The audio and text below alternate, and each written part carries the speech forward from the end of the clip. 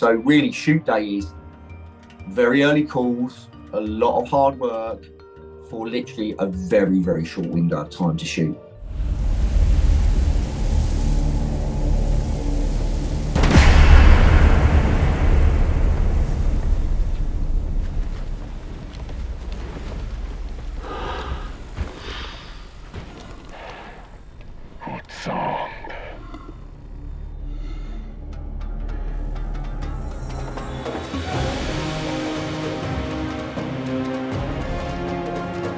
I suppose it's one of those sci-fi movie magic moments that stand out, which elevates the action and storytelling. When I first looked at the storyboards with Denis, he had very specific ideas of how he wanted the Harpoon to move. And then we started R&Ding that at the studio and working with manipulating the guys on the wires. And then we started to look at how we could really control the movement to stop any pendulum in. To make someone travel at a certain speed over a distance on wires is easy if they're going faster. We wanted to have that side. Denis was very clear about they weren't traveling very fast. That presented me and my head rigger with a problem, because we know that tipping a performer and looking like they're weightless and zero gravity and traveling through the air, ascending, you get like a pendulum rock sometimes. You get the slightest bit of wind. You get the performer weighting one shoulder more than the other, lifting his head high or dropping his head to one side creates a rock. So the performers had to hit their pose and hold it, and then do it literally at 100 foot in the desert, with cranes getting them 2.5 hours into the cross sand dunes to do it in the desert for real. How do we achieve this? Do we need to shoot this? Okay, I need to say 10:54 a.m. and the sun direction needs to be here. So and then we go out and scout the desert. We do a light study on it. We send drones up. We photogrammetry it. We build it into the Unreal search engine. We then stunt visit. We pre-visit, and then I look at it and go, can I do that for real on location?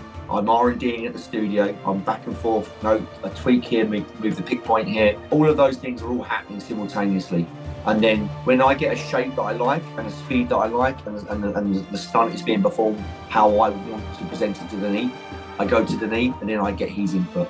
And then Greg will look at the location and Greg goes, hey, you know what? We clock this around 22 degrees and we shoot it at 11:15, it's going to work. Rather than just putting a performer on a line and just flying them. It's so much goes into it to achieve that moment of magic for the movie. I went and scouted and met Denis I joined him in Jordan and we started scouting Jordan together. And for me, walking around, we hadn't worked together before, and he's looking and choosing his locations with Greg Fraser. And he asked me a question, can I have a guy come from 60 foot and land here on this mark? So what we do is just basically work relentlessly to get to the point where if we know we've got 3 days to get these shots, there's nothing that I plan for the worst. What happens if the wind picks up? Do I have to bring the cranes in? What happens if this happens, if this happens? It's just literally planned to like a military exercise, really. It's just giving everybody, us as a production, us as a unit, the best chance of achieving this shot and getting the right light.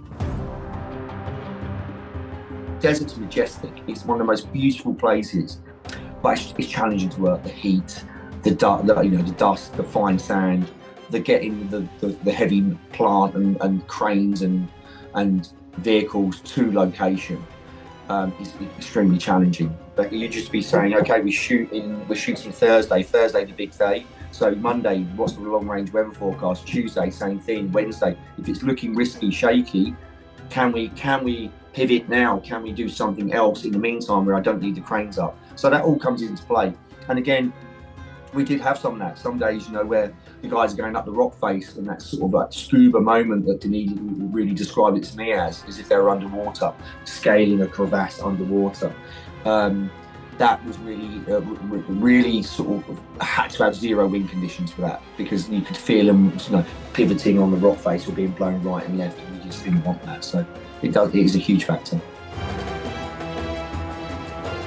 Luckily for me, I've got the assets that I can bring the best performers from anywhere in the world. I sit and look, I'll go through my breakdown and I'll look at the performers. Some performers have got relationships with stunt doubles or stunt performers from different jobs. And then, because I'm used to working over the last, like I said, 30 years of work all around the world, I've just met performers along the way that stand out, that are just excel at what they do. I'll just literally hire them from anywhere around the world, and then will be a huge pool of talent.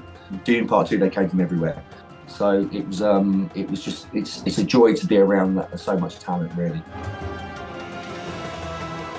You want to know what's going to happen next. That's what I want people to take away from my work and working with Lee, Greg, and all of the Dune Part 2 team. That's what I feel he does, and that's why I love being part of it.